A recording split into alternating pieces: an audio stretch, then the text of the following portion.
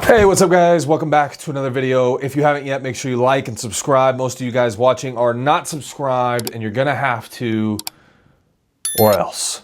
All right, let's get into it. Wes Huff. Okay, I just started watching the podcast with Stephen Bartlett, Diary of a CEO with Wes Huff. Now, I don't have all the facts yet. I haven't seen it, but this is a huge podcast. I would say of all the podcasts he's done, it's probably, is he bigger than, he might be, let me look real quick and see if he's bigger than Sean Ryan. I'm sure he is on the YouTube side, but is he bigger than her on the,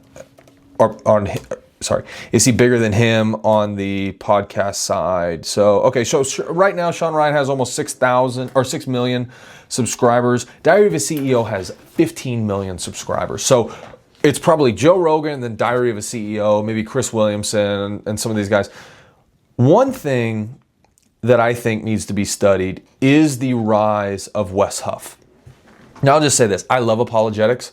My entire feed right now is arguments of the faith, specifically for Islam. And somebody made an interesting video the other day. I saw Mike Winger and God Logic talking about this, but they said that there's not a lot of Christians talking to Hinduism, like doing apologetics for Hinduism or Buddhism, and that's kind of an open area. There was one guy that used to, and he fell. His name was Ravi Zacharias, and after his death, there was a lot of things that came out about him. But he I think grew up in a Hindi household, so he had a lot of good stuff for the Eastern philosophies. I think I even have his book somewhere. Let me see. I'm not going to take too long if I can't find it. It is what it is. But he had a really good book. Yeah, here it is. I might end up going and rereading it because it's Jesus among secular gods and then Jesus among other gods. And you can see it has some Eastern gods right there. But I don't know, like a few of my guys that I look at didn't feel comfortable, but the words in the book are true. The guy did a lot of research, and even though he fell and seemingly had some stuff that he was not repentant of, that is between him and God.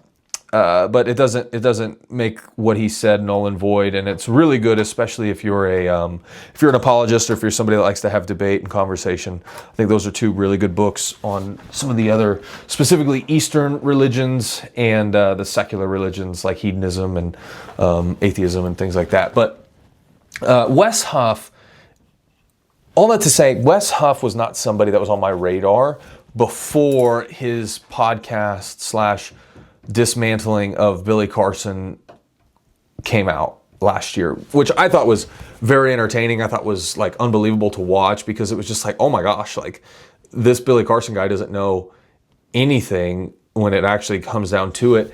And Wes, who I think at the time had like 10,000 subscribers, now he's close to probably 1 million, going on all these podcasts, and he went on all the podcasts that Billy had gone on to. It was just really interesting seeing the rise of Wes, because here's this guy, it's kind of like a Jordan Peterson figure where, not trying to be famous, but just gets thrown into this. And then oddly enough, everything that Billy did to destroy him,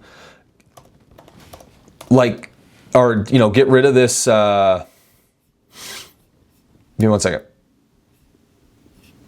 Everything that Billy did to take the podcast down completely did the opposite and propelled Wes and his platform. Like if he would have just let it go out and said, whatever, I'll just deal with the consequences of a bad debate, I think it would have probably done less. But Wes was able to parlay that, and I wouldn't even say Wes, I would say God was able to use that. And there's some scripture I'm gonna reference to. That's what I'm typing in right here.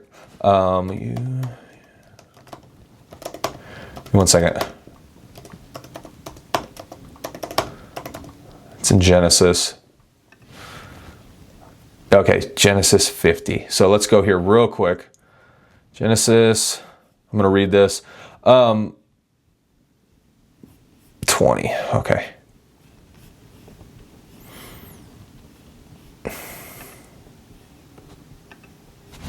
So anyway, yeah, so, Billy does all this stuff to try to dismantle Wes and take Wes out, and not like physically or whatever, but, to try to get the credibility of that conversation, like, saying that he was sick and he was in the hospital, yada, yada, yada. And it just completely blew up the podcast.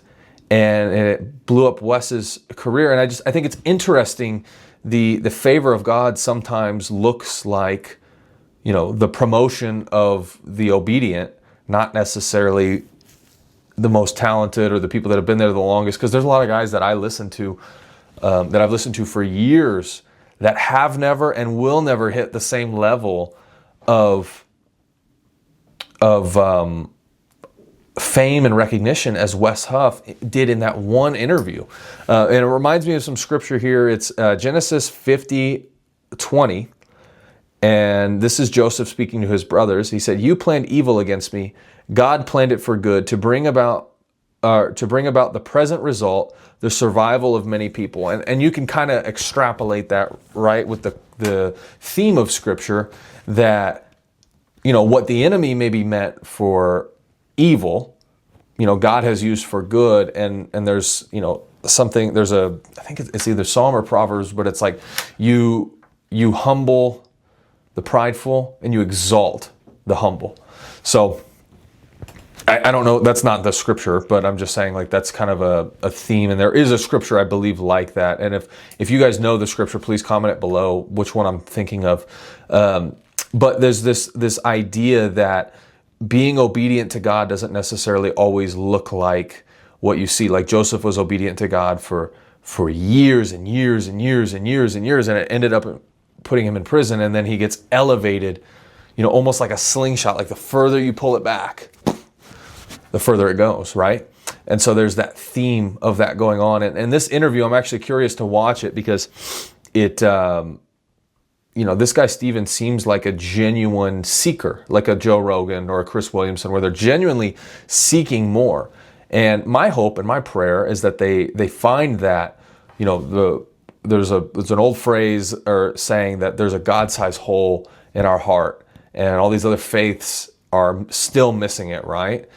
That it's a hole that only Jesus can fill. And so my hope and my prayer is that Stephen can find that, and that Wes can continue to be a light and a resource for people, which is just unbelievable that a guy of his stature and and his testimony too, I think God has used, because being paralyzed, is going on all these podcasts and is becoming such a voice, despite being a Canadian. So, I'm just messing with you. But no, I think it's awesome. And it really is fun to see. And I really am looking forward to watching the rest of this podcast with Wes.